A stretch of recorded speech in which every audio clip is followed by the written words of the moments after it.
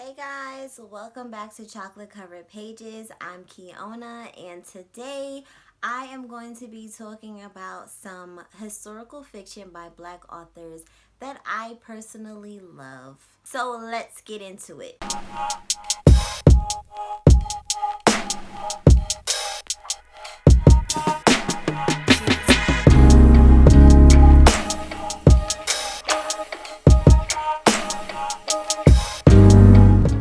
So the first book I want to talk about is Cane River by Lolita Tademi.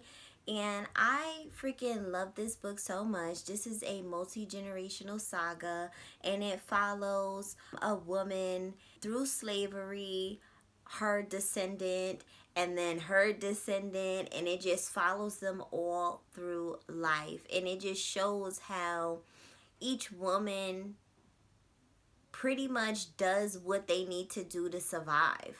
Everyone does something fairly different, but they do what they had to do to survive, to protect their kids, really just kind of dealing with the hands that they've been dealt. I just love this book so much. The next book I want to talk about is Winch by Dolan Perkins Valdez. And this book is another historical fiction. We follow the lives of 4 Black women. They're actually slaves. There's this resort where slave masters bring their Black mistresses, which is why it's called Winch. This one, I wasn't super crazy about the ending, but I definitely think it's still worth picking up. The next book I want to talk about is An Extraordinary Union by Alyssa Cole. And this book is book number 1 in the Loyal League series that she has. This is the only one that I've read, actually. And this one is about a former slave named Elle who decides to trade her life as a free woman in Massachusetts to then go back to the South and become a slave so that she can be a spy for the Union Army, which sounds absolutely crazy, but as you can imagine, some crazy shit is going down. Like crazy. She meets another guy that is also a spy, but he is white, and they both have the same goal pretty much.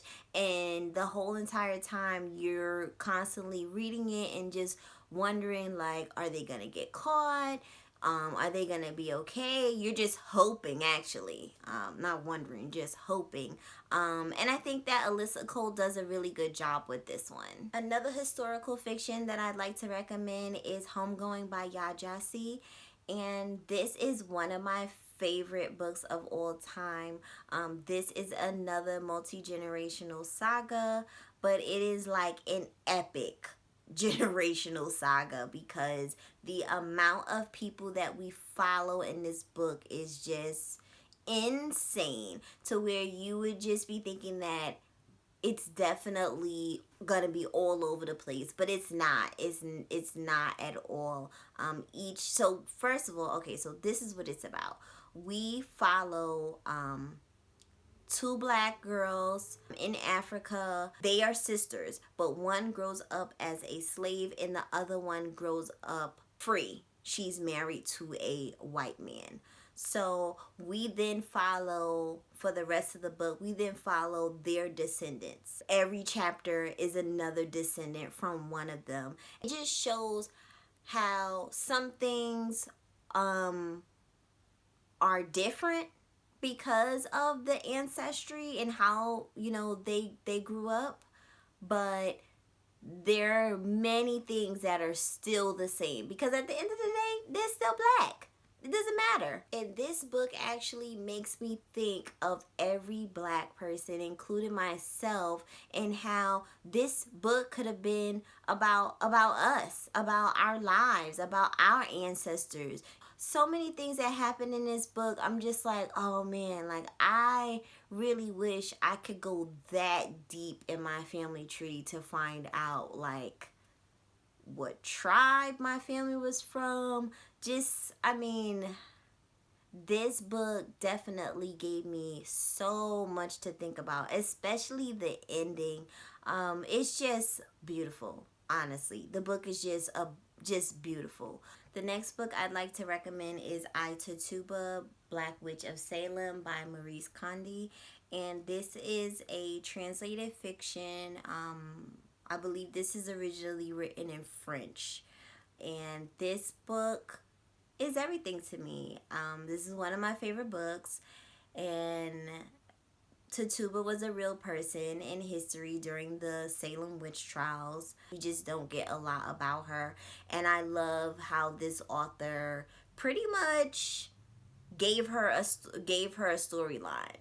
Like, I don't know how much of it is actually true, how much of it is actually false, but either way, I love what she did here because we got a story from someone that we didn't have a story from. And I love the way this book is written. I love the emotions that came about while I was reading this book. I mean, there's no way you could read this book with a straight face, especially if you're Black. You will be reading this book and you'll be pretty much pissed off for like most of the book. Like, what the hell? I can't tell you how many times I said, really, Tituba? Really? Oh my goodness, the things we will do. But you definitely want to pick this one up because this one gets a bit crazy. It's very, very short, but it's a lot going on in this book. The next book I'd like to recommend is A Lesson Before Dying by Ernest J. Gaines. And this book is another one of those Black classics that I am so happy that I read. This is a very, very important book. This is the story of a Black man pretty much being at the wrong place at the wrong time. And there is a shooting that takes place in a store. And being that he's the only survivor of this shooting, he gets convicted of murder and is sentenced to death. We know that at the very beginning of this book. His godmother, who is responsible for him, has decided that she really if he's going to die, she wants him to die as a man, because his lawyer ends up saying he might as well be a pig, that he might as well be a pig sitting there. And that really strikes a chord with his godmother, and she's like, you know what, he is a human. I want to make sure that people know that he is a human. And, this man, being sentenced to death, you just see just how broken down he is. Just how broken down he is. And just like, he's just like, screw it. Like, if I'm going to die, then I'm just going to die. But his godmother does not want that for him. And she goes and talks to her best friend. And her best friend has a nephew named Grant who is a teacher. And she has decided that she wants Grant to come to her godson at the prison. And she wants him to come there and teach him so that he can feel like a man when he dies. And man, this book just had me just bawling. And I don't cry that much when it comes to books, but there's one line in this book that just does me in. And it's towards the end. And if you know, you know, okay? I was perfectly fine reading this the whole time. And then as soon as I got to that part, here came the tears, like crazy.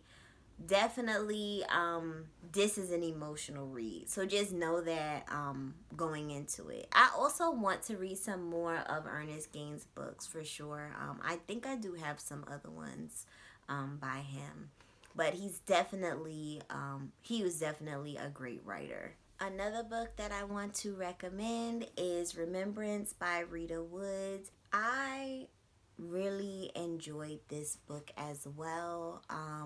Think of a place during slavery time where it's a community in the trees, but the only people that can get to it are Black.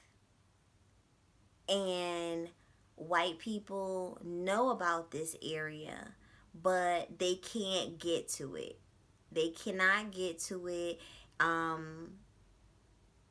because they're white. They could be standing at the very place that it is, but there's no way that they can get in. The concept of this book is just amazing. I mean, so unique. For me, it was just one point of view that I feel like we just didn't need in this book. But other than that, this book is just, if I could just literally just take out that one person's point of view and keep everything else the same. This is her debut novel, and I cannot wait to read some more from her, because I need more of this. I need more of Black people with these kind of powers. It meant a lot to me to read this. It meant a lot to me to read this and hear the slave masters looking for their slaves and not being able to find them and being in the exact spot where they're supposed to be. I mean, what? Like, who comes up with that? Black women. It's pretty big, but I promise this book definitely keeps it moving. So that is it for this video. Let me know down in the comments if there's some other historical fiction books by Black authors that I may have missed. Because I'm always here for the recommendations. Definitely let me know. Hit me with a like if you enjoyed this video and got something out of it. Make sure you subscribe if you haven't already. And I will see you in the next video. Bye-bye.